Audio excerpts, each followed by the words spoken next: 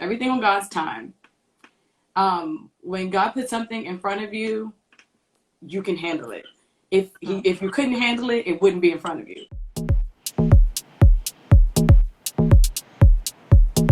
Hi, Zerina. Thank you. Oh, it seems so long. I've been watching. I wanted to let you know you've been smashing quarantine. I'm so happy to see you create a space. You create and make room where there's no room. You really took advantage of this time at home. That is literally what I'm doing. It just so happened. I'm so glad. Thank you for saying that. I'm working really hard at, creating and telling our stories. And so I'm just focused. Feels good. Quarantine's weird. It's getting weirder. It's getting weirder. It's getting worse. Weirder. Yeah. Stressful. I was just like, I don't even know how I'm able to continue forth, but doing this is helping me, continue forth every day, because it's really hard sometimes to choose to do when you're just like, I'm just gonna be in this house.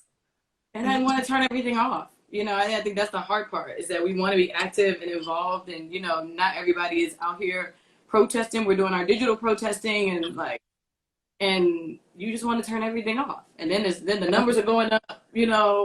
Corona's back. It's a constant battle. Constantly worried. Yeah, and I feel like just when we found some sort of optimism, there's been this boom in supporting Black businesses and all this stuff. It just came crashing down this weekend. Yeah, I know, and I just don't even know what we are supposed to even think, feel, believe when we're trying so hard to go this route with it, to protest and all this, but then exactly. There's a certain people that call it suicide. Yeah, it's a certain level of helplessness, I think, that we're all feeling. So we're grateful. We're happy that there's a lot of conversation that has been started. It's such a bigger dialogue now than I think it ever was. And that's so true. Yeah. Oh, there's so much. This is Black women, men, people. It's so much in this industry that we've accepted as normal, that we've just kind of said, oh, well, it's like this. And I never even thought, oh, why aren't we called it? Now it's like people start getting called out. It's like, yeah, it's not okay. You should. Right? Yeah. Oh, yeah. That's the thing that really it's interesting to watch people now having to accountability has been a whole different type of ball game. It's a different beast. And I don't think it'll be tamed necessarily in this. That's pretty good though. Yeah, we're making strides, and we do what we can. It's a bunch of different of us, from people, in the corporate sector, people that work for Black-owned companies, and then people that are in business for themselves, and everybody's just trying to make it work and trying to use their voices the best way they can. Honestly. Yeah. And I'm glad to see it. I really do, because we all knew coming into this thing with Corona and the way that it kind of shifted the world instantly, we knew that it was going to be different outside of this, but it's already so different too. And to see now that people are, I don't know, we need to lean into this humanity of ours. And I hope that is what, this whole accountability thing is leading us into. Yeah, I mean, hopefully, I think there are definitely a lot of people that have woken up. I mean, I know there's a lot of us are like, what do you mean? You just, what? You didn't know? Right. Where were you? Right. It's, the reality, unfortunately. And even if it's a small percentage, we make a little way, and, we figure it out. Either way, we press on, we love ourselves, we support each other, and I think that is the beauty also. There's been so much more support in the community that's really beautiful to see. But I'm so glad to see your face and to see that you look good, you feel healthy, you good? Yeah, I'm good. It's been an interesting ride with the quarantine and everything. At first, I found myself cooking, making fresh pasta, making all this crap. I don't have to roll me up out of here. And then I shifted. Once they extended it, it was this real life shift into, oh my God, there's all this time. Because unfortunately, you know, there's been a lot of bloodshed, and we can't not acknowledge that. There's been a lot of loss. Yeah. But for those of us, you know, that are able to be here in this time, like, we got to use it. You know, we have to use it wisely. So I've been really trying to make it do what it do. Yeah.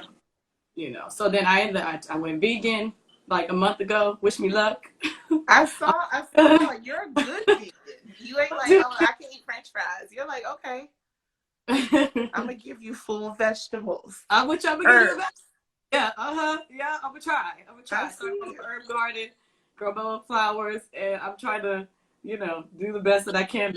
That's the only proven fountain of youth is eat right and exercise. Not for nothing. That has been such a major shift too. It just makes me so nervous because in order to consume like that, you have to go to the market so much more. Yeah, especially the fresh farmers market. I just went this weekend, and I was like, oh, okay, my life has changed. You know, I've been on Instacart. I've not left from this house like that. Yeah, that's the hard part about it because I'm like, yo, it takes so much more frequency to be able to eat fresh. So I commend you, especially during the virus. Yeah, I was gonna say it's different for us in LA. You're in New York, you know, so I definitely don't encourage you to go outside. But I'm very lucky. I have a really great market not too far, like a block away. Okay, good. But I still love my Trader Joe's runs that I make once a month. And I wild out and do the most and get all the things. You know, Trader Joe's be having like some specific items. I know. That's the thing is Trader Joe's, that's how they get you. That's how they get you. There's like I need my purple yam ice cream. I need my cowboy caviar salsa. Like the specifics of it all. Like honestly, so that's why I make those treks. But New York is very stressful, so I just I try to keep it because once you go out there, it just feels I'm like I really hate it here.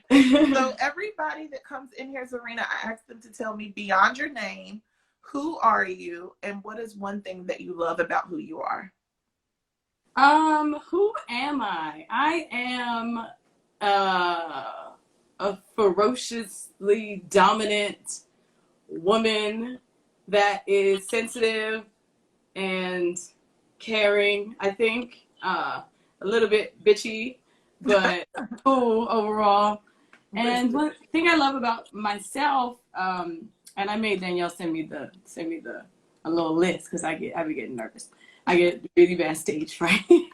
But I love that You're doing amazing. I'm committed to bringing my people with me. You know, I really try to uplift our community, even if it starts with myself being representation in the industry and hiring young Black talent to work with me, to work alongside me, and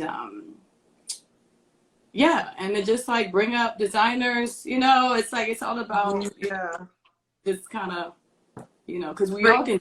You know what I love about my people. I have done about, God knows, maybe 30 interviews so far for this series.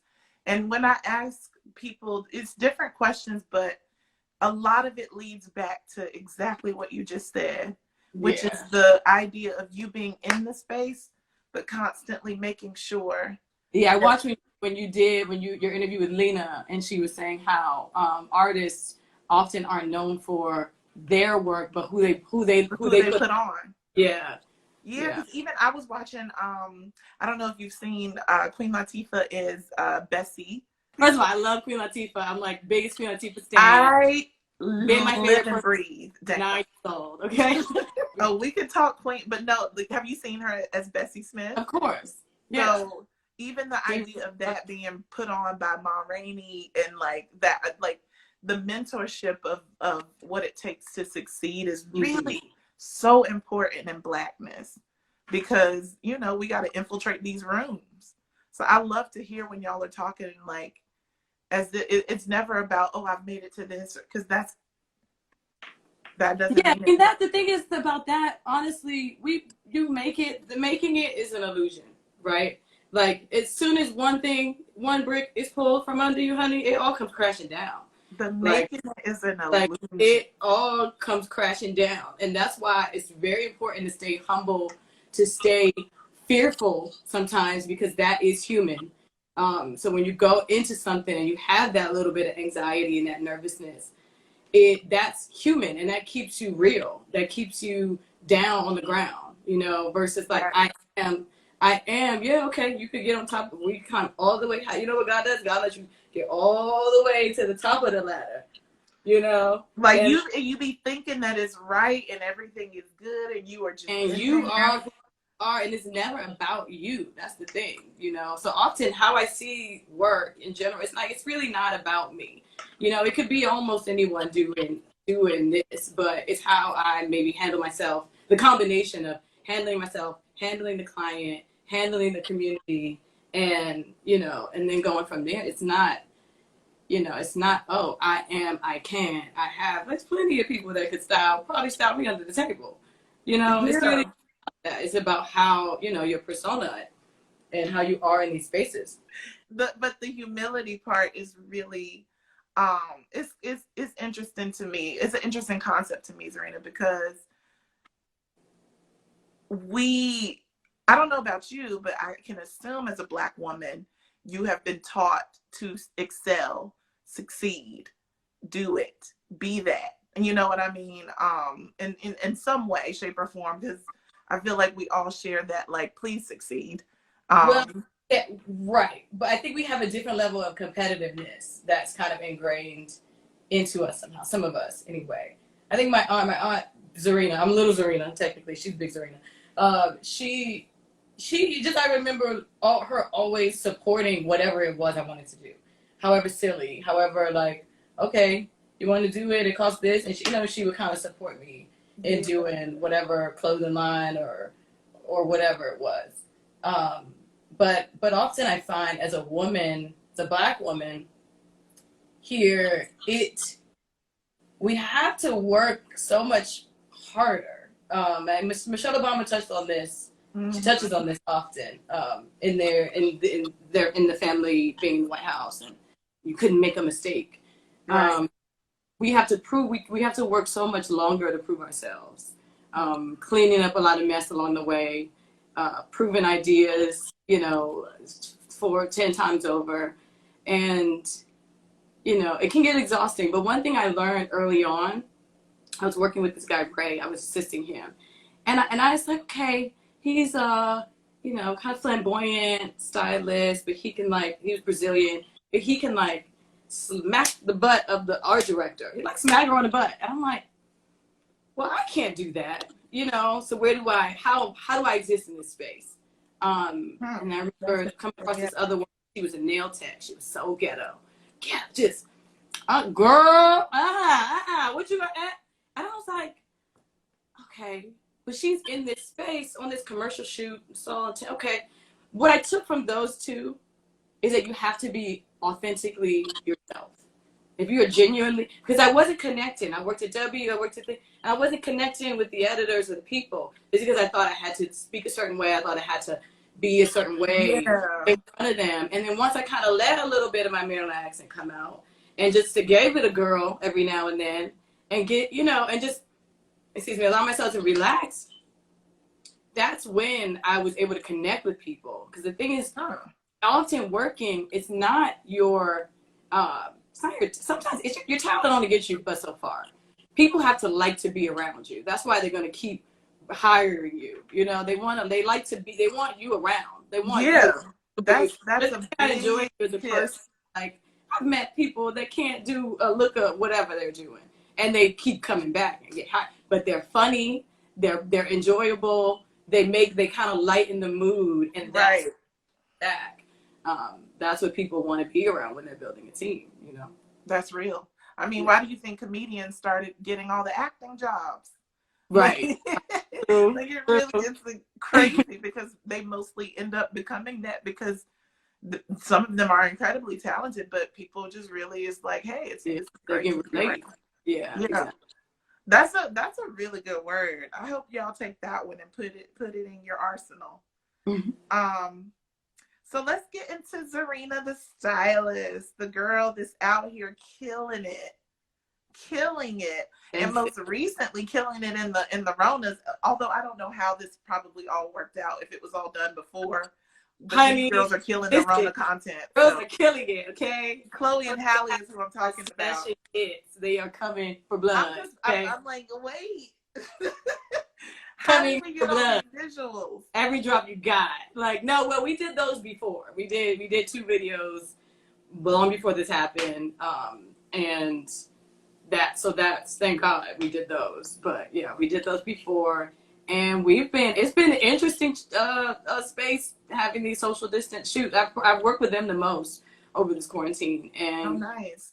We would, the good first half, we would just, I would drop off the garment bags at their front door and leave. And then their mom would come out. Their mom has been such a trooper and helping me see stuff and like get them dressed and send me pictures. So that's how we did it, for a good chunk of the way. And then we ended up, it's like a lot of around the house, started shooting in the backyard and, masked all day.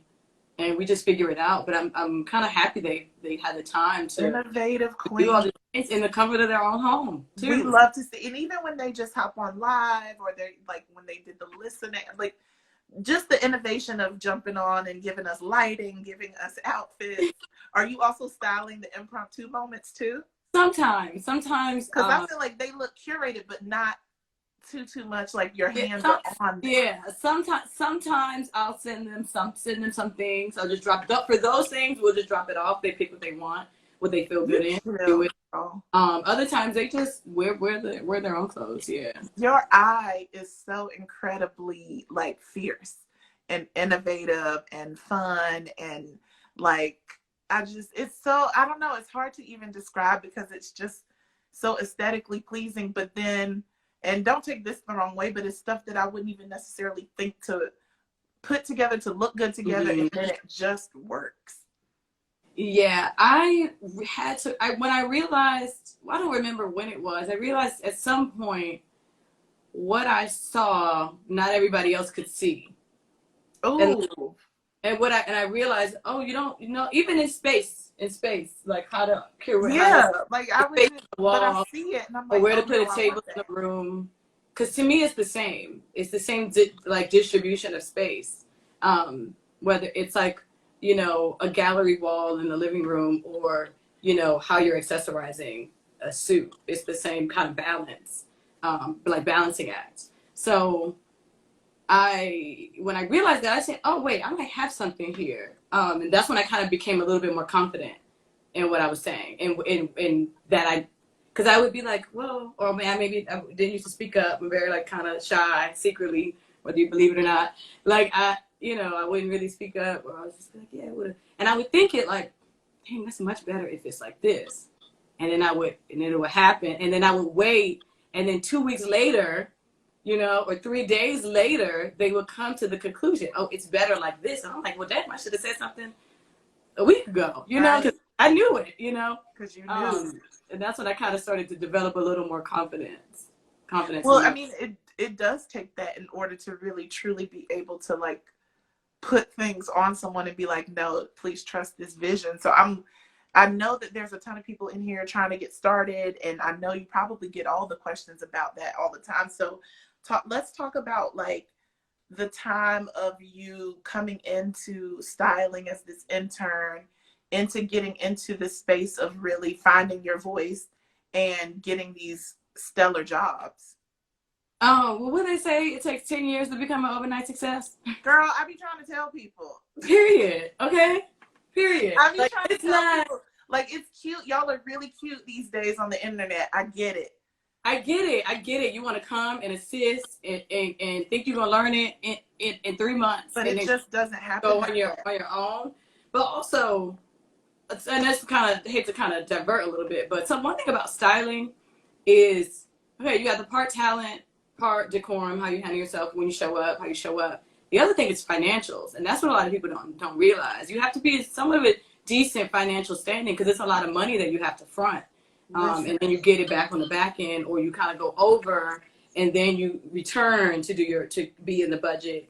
So you have to, you know, really maintain It's your not easy. And as it's well. a cute outwardly lifestyle, but Yeah. Oh, I've developed anxiety. Like I didn't have anxiety before. I couldn't identify with it. It's like it's like, cause you don't. I mean, somebody telling you, okay, today, we gonna shoot this thing tomorrow. Who? Where you gonna get clothes from by tomorrow? How we get this? right. Oh, we gonna add. Actually, we decided to add 20 people. What they gonna wear? What they gonna wear? What? That's what it is. It's not like, oh yeah, you got a month. No. You got 3 days to figure it out. It's like Wow. it's constantly getting shorter. It's constantly a test like that. Yeah. So going from an intern, you know, Yeah. I worked for many years. I worked for at least 4 years for free. I don't know how. 4 years, Zerina? At least, because when I was in college, I got a good amount of student loan debt too. But when I was in college, I worked 2 jobs. But then by the time I got an internship, yeah, I got my internship at W, and I would be in class 3 days a week, and I would get on the bus and go to New York, the Chinatown bus, go to New York 2 days a week, every week, and I would crash with a friend, and then that's how I got through my internship. I moved to New York, and somehow, by the grace of God, I always had some sort of freelance gig. I'm like, how was I even making money? Because for a few years, I didn't have a full-time job. Not until I got to Brooks Brothers. And by then, I was already like, so I would go to school, I would intern, I would freelance. You know, school wasn't, you know, I just was trying to get it out the way at that point. Right. Get into these spaces. But I also, once I started working, I wasn't too good to work for free. You know, so I never thought that I was above working for free. So I would go back if it was something I wanted to try or a stylist I wanted to, you know, learn from. It would have benefits for you that necessarily weren't. I mean, now working for free is essentially illegal, you know, and but listen, I'm kind of glad for the kids. I am glad for the kids because I work because we really were gay out here for free. And now I'm like, no even a stipend for a meal. I'm like, how was I eating? What was I doing? How was I even handling myself? Girl, I remember the days. Yeah, then I started freelancing. And I remember what was interesting, my transition from working in fashion, these editorials and stuff, and then going to kind of switching over to more commercial work. I was with a stylist, whom I won't name, and I was a personal assistant, but I had to go get like groceries and stuff. I'm like, okay, but I'm working my way up, you know. Right. And at one point, I think it was 2 things that happened. I bought blueberries that weren't organic. Now I ain't know nothing about organic back then. I didn't even know really, like, you know, that wasn't what we did. So it was just a cultural difference. I didn't know. Right. And these are not organic. You have to return them and get new ones. Okay, got it. And then I got a toothpaste box, and the box was dented. And why would you get this box? Well, you're not brushing your teeth with the box. All the boxes were dented. So you want no toothpaste? So it was just like, it was a cultural difference in the way we just figure things out and make it work, or kind of just the way we live life, or the way I was living my life as a 20-year-old fresh to New York City. Right. And I quit. I was with her for probably 8 months, and I quit 3 days in as an assistant. And I found a job on Craigslist. This guy. Shout out to Craigslist. Back in the day, able to find jobs. And this guy, Ray Oliveira, I started assisting him, and I was with him for 2 years. And I was opened up and introduced to a world where people were kind, and I saw single women, and they had careers, and everyone left at 6. And they had these single women had a vacation home, and it wasn't about a husband. It wasn't about their family having money. They were able to work. People were getting paid. I was getting paid more, and I was like, "What fashion? Like, what Vogue? What's that? I'm okay.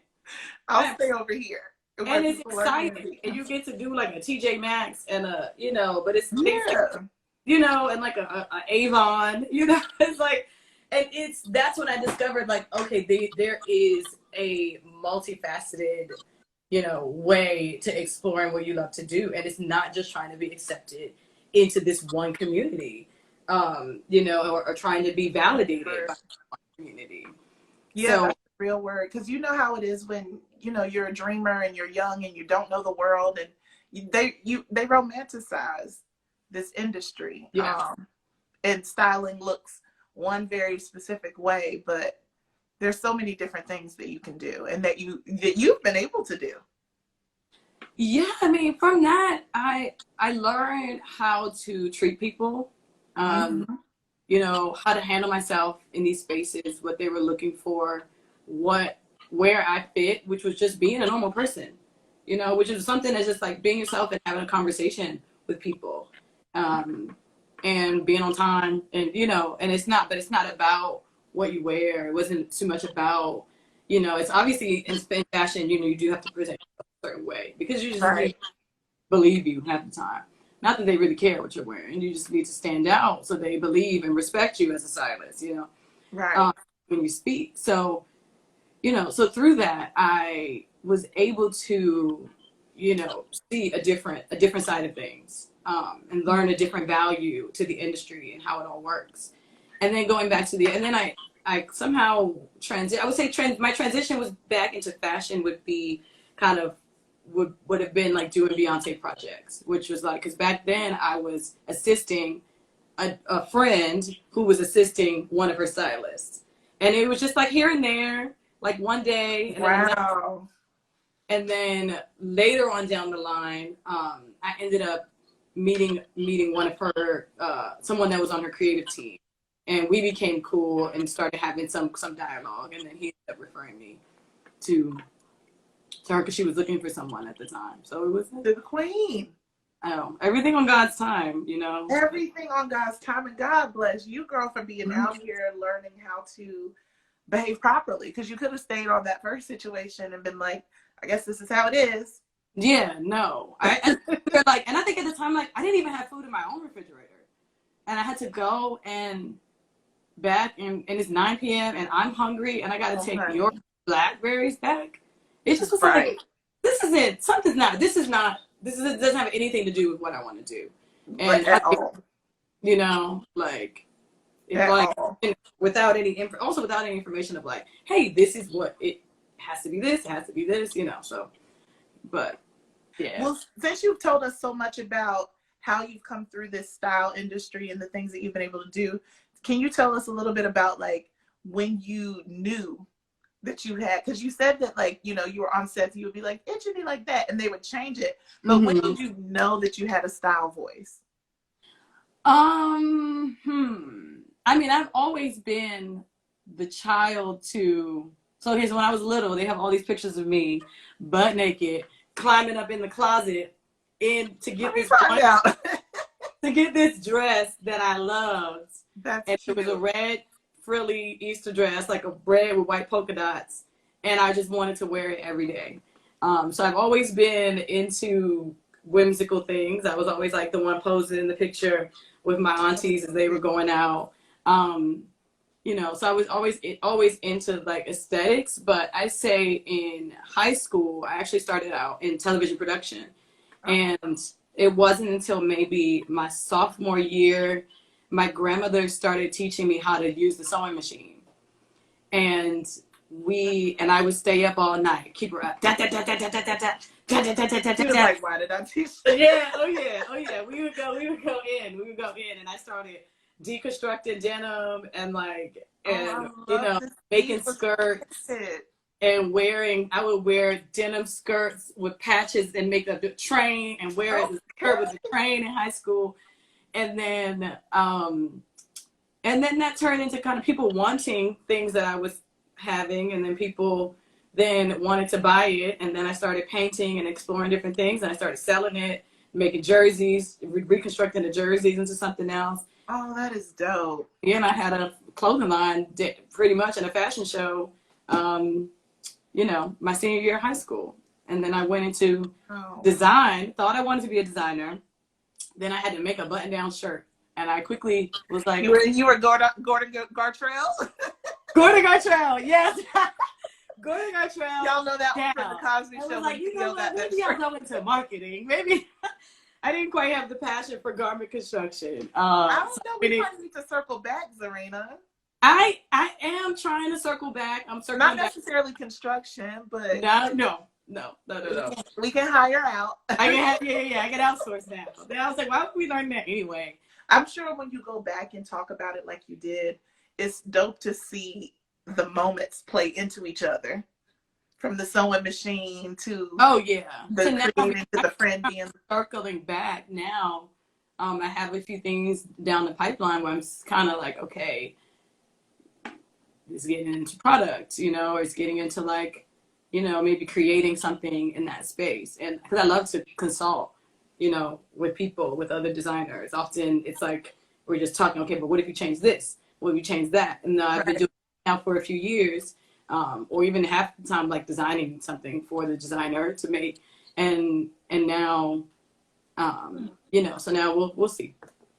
So do you feel like you're tapped into this access of maybe somewhere in your brain and your spirit that leads you into be who you supposed to be? Oh yeah, spirituality. Let's talk about that. I think once it found me, my life changed. My life changed completely. Once I realized that a few different things. Everything on God's time. When God puts something in front of you, you can handle it. If you couldn't handle it, it wouldn't be in front of you. So if it's in front of you, you can handle it. Exactly. You can get through it. And just overall putting that part first, because other than that, everybody else is just people. Nobody's better than you. You don't need anything. I can leave today and be okay. You can walk away from anything, and it's just gonna be like this. And you're gonna be tripping. You're not gonna be falling. And it's that trust. Right. Walk in the room and calling on that thing that's like, okay, I'm nervous, but speak for me, move for, and that kind of practice has changed my life. I would say that for sure. Right. That's good. That's good, because I know it's not always easy, especially, before Corona, to be on the go and you're doing this, to not feel connected or to lose the grounding. That's the thing. Home, you carry home with you, Yeah. So you have that space in your house where you like to meditate or you pray and you're on the road, you carry it with you. You're in the street, you're having a little coffee, or you take that moment for yourself, and you take that moment to get in touch, or to just, because a lot of times we all got somebody with us protecting us. It's omnipresent. So even if you just talk out loud, like, okay, I really want this day to go well. I really need X, Y, and Z. You never know who's listening. You never know who's listening and what's going to be there. Even if it's taking something as simple as a vision board and making it on. You don't got to go cut up a bunch of paper. You can make it on a PowerPoint and put it up. You may not be the only one looking at it. You have a visual of maybe an ancestor or something that's there that can help you. Right. See what you're trying to give. And okay, that's what you want. Got it. Got you. Yeah, so you're actively engaged in different ways of making sure that you are pouring into yourself in this way of like, these are my dreams, these are the things that I want to accomplish, and these are the things that I'd like to see. So you're constantly in that. Yeah, I try to be. We all get busy, we get caught up, but you have to have a goal. You have to at least try, and if you don't, and if you're not quite seeing it clearly, just focus on tomorrow. Maybe how tomorrow should be better, and you take it kind of one step at a time, but don't lose sight of the bigger picture if you have it, because everything else, no matter how convoluted the path is, you can get there. It's not going to be like this. It's not going to be, you're not going to beeline to it. Certain things happen. You lose the job. Everything has purpose. Everything has purpose. So when you lose the gig, something shifts. The schedule is off. You miss the flight. Right. Where you're supposed to be, And you have to trust that and like relax, because often that fear and anxiety is what's attracting you to be late. Yeah. Red light, you know? Yeah. And you just say, okay, I'm gonna let it go. You know, it's gonna be fine, and you move forward and you press. Exactly. Press forward. Yeah. Oh, Zerina, you need to be a little life coach out here. You got the tools. You got the gifts. That's right. I mean, we gotta, you know, the thing is, like, I truly believe that in this lifetime, we are here to learn these lessons, you know, and that's gonna elevate our spirit. So everything is a teaching opportunity, is a lesson, is Yeah. something we learn from it. So when your boyfriend, when you catch that boyfriend and he's somewhere texting somebody, or he done sent you the wrong message, he wasn't supposed to, Right. something's there to show it to you. It's not, you're not a victim. You are favored, you know? So it's those things. When you catch a L at work, you know, it's like something's there to sometimes just reveal. Somebody don't like you. Somebody done told you that this person was talking about you. It's put on a platter like this. Here, I'm giving it to you. Yes. So you know how to move forward, you know? And it's that little thing. It's very subtle. It's that subtle thing that makes a difference, I think. Yeah. And Yeah. and it's just a different type of paying attention.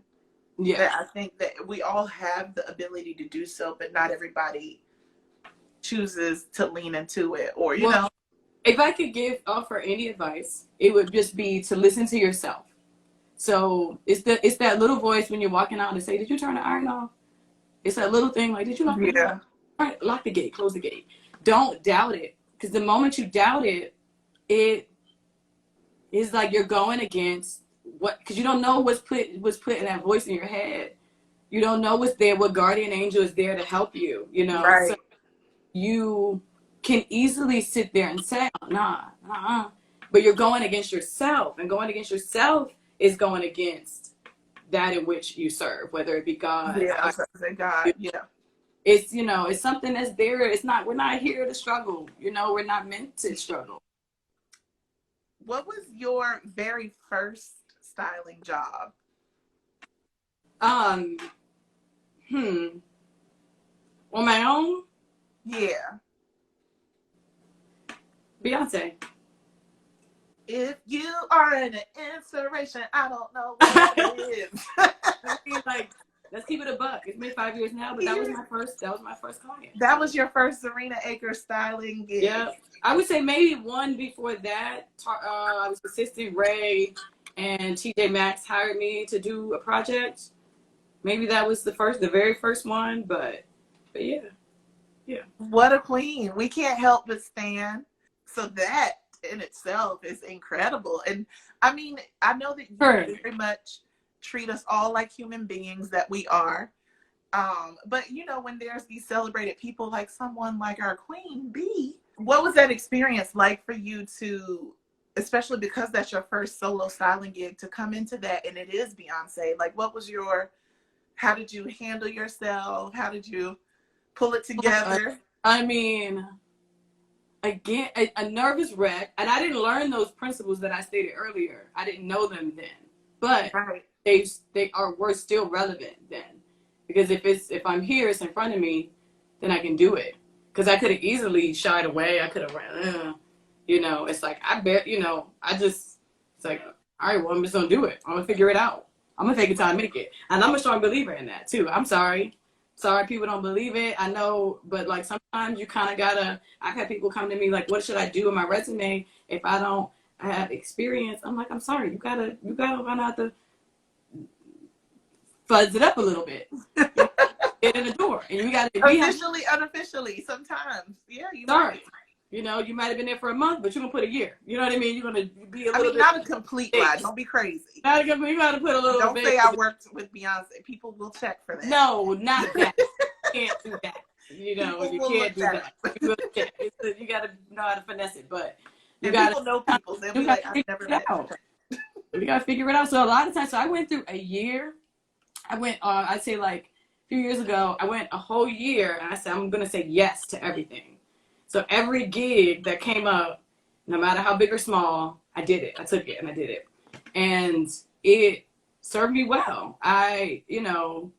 Regardless of what, I'm a firm believer in the chicken feeds his belly grain by grain, so whether it's a little something here or a big something there, and Right. it's like, but it was taking a risk. Like a lot of times it'd be like, oh, those dates kind of overlap. Then all of a sudden it get pushed, and it's just kind of song and dance. That's kind of fun. I'm a little risky. I'm a risk taker. Well, listen, it worked. It worked for you in the presence of our queen. Got our little, our not even little, because they're grown women. They don't want to be little angels. Our grown women, Chloe and Halle, out here looking amazing. I feel like you kind of spearheaded their grown woman look. With this turn of this album, they spearheaded it. Did they come to you and was like, please, I need? They said we wanna go, a little more. We want to go more vampy, and this is what we're thinking. Yeah, and this is what you were like. Oh, girl, I got it. And I was like, great, yeah, let's go for it. And we figured it out, and we're still evolving it. I think it's still like a lot of room for it because it's exploring what it looks like in this space and that space on TV in your own life, and kind of working to evolve it in general. Yeah. But see, that's also the really cool part about styling, especially getting to watch somebody like you, is that you get to orchestrate and architect so many things instead that's of the just fun be part. Like, yeah, that's the fun part. That's why like Halloween used to be my favorite project because you get to explore the hair and the makeup and kind of try to recreate and mimic these things. Yeah, that's the fun part of like. There's also the stressful part, things being super unexpected and right. trying to make it work. But it's fun. You made it work. So you also have different things that you're doing. And we talked about your Black-owned everything, which we have pinned right here on the bottom. Tell us about this whole thing that you're building with Black-owned everything. Okay, so Black-owned everything started on a phone with my friend, and I actually just wanted to, because everyone started tagging all these Black designers. I just wanted to have a space that I could like hold on to it. Like everybody else was saving and screenshotting. I was like, well, let me make a separate page where I could just follow everyone. Because I'm like, it's just so many things. And I'm like, well, wait, if I'm going to make it, then shouldn't I just post? I might as well just post. Why not just post? Should I share it? I don't know. And some friends had, it was a difference of opinion. Like, well, if you're not gonna keep, because I barely post on my own page. That's why people get me, because I'm not a poster. But I am indeed a little bit shy, and it's people are so critical. So it's just like, it just kind of turns me off, to try to, and you gotta look this, and you gotta whatever. But on this page, I said, well, I could just post it, and it's kind of fun. And if I don't keep up with it, then judge away, Right. Like, but that doesn't mean, that's no reason for me to not start something. So I did it, and it just went like this. I said, look, my friend said, look, it's more. They keep going. They keep that in there. But can I tell you, Danielle, I have not been so happy to wake up and do something. I don't think ever. Good feeling. I'm up at like 5 a.m. Like, okay, what's next? And I have a lot more coming with it, and I want to like grow it and really develop it into a real space for us. It's something that I've been, doing for a while, and I realize even still not enough.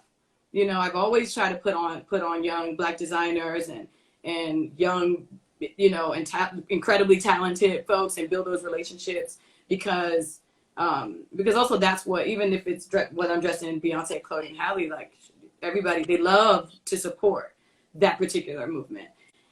And I didn't expect for it to grow as quickly as it did. We're at about 22,000 followers now. Yes. Finding everyone from a Black-owned car company to like stemware, pots and pans, and I have so much more to post.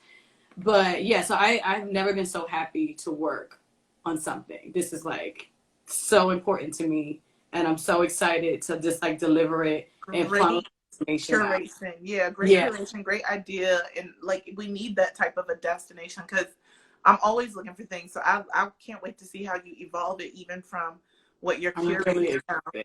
Yeah, I wish I could. I can't really quite say anything yet because I need it to be like a little more firm, but it's like Yeah. a real date, you know, or a real whatever. But yeah, we have some cool things coming, hopefully. Ah. Well, Yeah. y'all make sure that you're following that account. It's black.own.everything. Black Everything owned spelled everything. how it is. So make sure you're following that. I want to go into the questions box because we got a few more minutes left. How did you know when you needed to take a leap for yourself towards your dreams? How